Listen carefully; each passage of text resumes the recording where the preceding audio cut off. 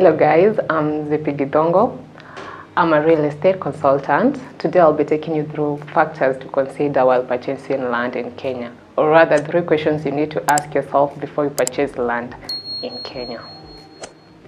That said, let's go to factor number 1 or question number 1. Are you there and you are thinking of purchasing land in Kenya? This is the first question you need to ask yourself. Why do you need to buy this piece of land? That is our factor number 1. Once you ask yourself, unataka kununua hii shamba ya kazi gani? That will enable you to go to factor number 2 and our factor number 3. So there are 2 reasons why people purchase land in Kenya. Reason number 1, for stability and security. Reason number 2, for income and growth. I'll elaborate each point. So reason number 1, for stability and security. Hapa ni penye unanunua shamba or you get a piece of land to build your home, so you want to feel stable. Kila mtu akipata nyumba kuna ako ka feeling. You feel you've moved from one step of life to another step. So unatafuta shamba for residential purpose. For security, hapa ni penye you want to secure your future generation or your future maybe after retirement. So you're buying this piece of land to help your kids or the next generation or yourself during retirement. Reason number 2, you're purchasing this land to generate income. So right now ukienda ununue shamba unataka kwanza rentals.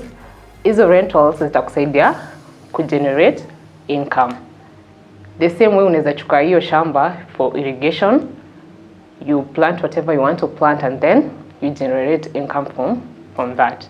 You can still use the same piece of land. You hire to somebody else. You don't want to know what they'll use for that piece of land. The same way you generate income from the same piece of land. You can also do maybe in rural areas, you construct a borehole and then sell water to the neighbors around. So whatever you'll do to that piece of land, it will help you generate income at the current moment when you're purchasing that piece of land. So for growth, here is where you do the speculation.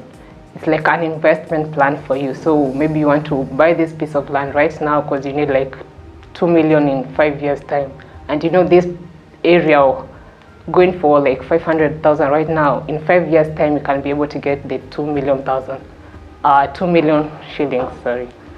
So you buy that piece of land for growth, to develop yourself in maybe something else. You need that amount to maybe start a business, build a home or something else. So once you have decided why you want to buy this piece of land, this will help you save you time and energy, not only for yourself or for also the people who will help you through the journey in purchasing land. Once you have known the reason as to why now you want to purchase this piece of land, this will help you know the location, the environment that you'll purchase the land. For example, if I personally want to buy a piece of land for residential purpose, I'll go for a developed area, maybe near a town, let's say Nairobi, Kisumu, Nakuru. And like when I want to buy land for irrigation, I'll pick a place that water is available and maybe security. So once you know the reason as to why you want this piece of land, location, development, these are the things that now you will consider according to what you want to do with the piece of land. That said, for example, for a person who is doing this for investment, you need to do your research as to why this particular place will give you a certain amount of money after a certain period of time. For example, if you have 500,000 right now and you want to generate like 2 million in maybe 5 years to come, so you have to know which area and why will that area be going for 2 million in 5 years to come. Once you know that, when you get to the ground, you'll know I won't buy land in Mombasa Road or I won't buy land in Thika Road or Kangundo Road, depending on how this place is growing. So you have to do your research and know how the environment is. So after you've done that, now we can confidently go to factor number 2, which is our question number 2. So everyone has that goal of maybe owning land in Kenya. Kila mtu anataka kupata shamba Kenya. So hapa ndipo najiuliza, I want to do this. How will I achieve this goal? So here is financial ability. Are you able to purchase that piece of land at that particular moment? Sahi unafikiria kununua shamba. Uko na uwezo ya kununua hiyo shamba sahi. Do you have the money to do that? So you have to ask yourself, if I don't have the money, what am I supposed to do to get the money to buy that piece of land? That way, once you go to the ground, you'll not waste agent's time ama time yako na unajua au yuko ready. So before uanze hiyo process, make sure uko na hiyo pesa ama unajua you can maybe take a loan kwa bank. Usha inquire how long will it take you to get that loan. You have another asset that you can maybe sell and get the cash to buy that piece of land. So get your facts right on how to get that amount of money to buy that particular piece of land. Ukishajua hivyo, it will be easier for you now to go to our factor number 3. So don't start buying land if you don't have the ability. Get the cash if you have savings. How much do you have? Don't overspend. Buying land is not an emergency. So take this amount of money and say, this is what I want to use to buy land. So once you go there, you have a fixed budget. Don't go there and overspend, and then you'll be left suffering afterwards, because land is a hard asset. So selling it again will take you time. So get your money. If you have to get a loan, know how long it will take you to receive that money to your account. If you have another asset that you want to dispose, do that, then get the money. Now start the journey of purchasing that piece of land. If you do that, now you can go now to our factor number 3, which is our question number 3. Our factor number 3, which is our question number 3, is where to purchase this piece of land. Tumemaliza step number 1, ushajua mbona unataka ku get this piece of land. Number 2, ushajua uko na pesa ama una, ama kama ushapata hiyo pesa, sasa uko ready kununua. Ushamaliza hiyo step, sasa unajiuliza utatoa wapi this piece of land, because you cannot buy land kama penye unaenda kwa soko unachukua nyanya ama kununua mkate. So ushaeka hizo other factors into consideration, sasa umefika unataka hiyo shamba. Where? Here is now where you do the research. This is another area that you'll need time before sasa you start the journey. So do your research about maybe real estate companies you might want to work with. Ask your friends, your workmates, your relatives.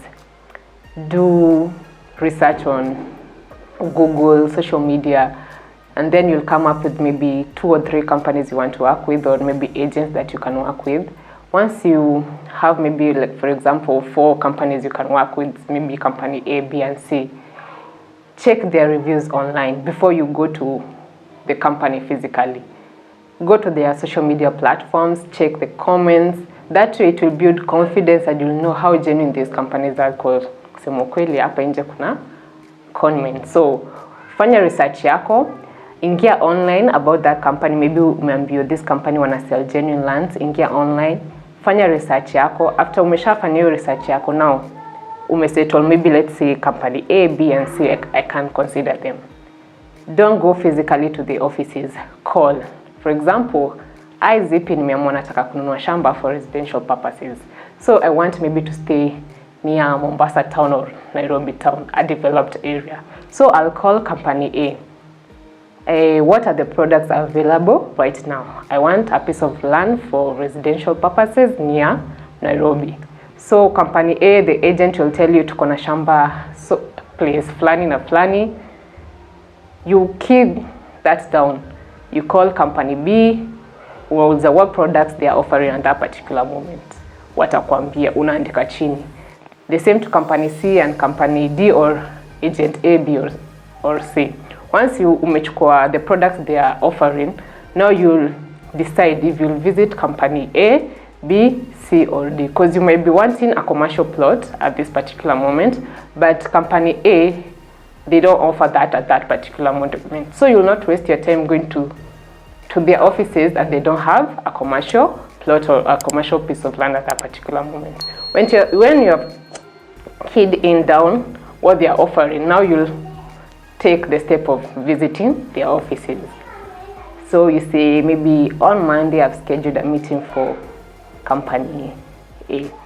So you wake up and you visit company A. Once you get there, you'll refer to what they told you via call. You called, you asked, do you have residential plot or a residential piece of land? And they said yes.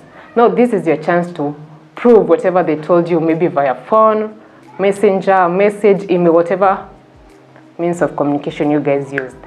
So this is your chance to do a physical site visit. I'm sure you're asking yourself what a physical site visit means. This is what a physical site visit means. You called and they told you, I'll use an example. We have a commercial plot touching Mombasa Road. Now you're in their offices and you want to see that particular piece of land. So don't let them tell you, you know, it's 2 kilometers from here and you have to go there physically. They say it's touching the highway or maybe 500 meters from the highway. This is your opportunity to go and prove whatever you are told is true. So the company will facilitate that, I hope. They'll take you on site and you'll go and see physically if whatever they told you is true. And this is your point for gaining trust with whichever company you're planning to work with. So if they told you the piece of land is touching tarmac and you find they lied, that's what we call a red flag. So make sure whatever they told you via call is what they are offering on ground. You go on ground, for example, for residential area, they told you there's water, there's electricity, there's schools available. Go and see for yourself. So you can even talk to neighbors around, you can ask where the school is, you can ask where people get water from. For electricity, it's something physical, you can see by your eyes. So once you've done that, you do the same to now company B, C, and D. And now you can come back on the table and now decide, whatever I saw on company A is not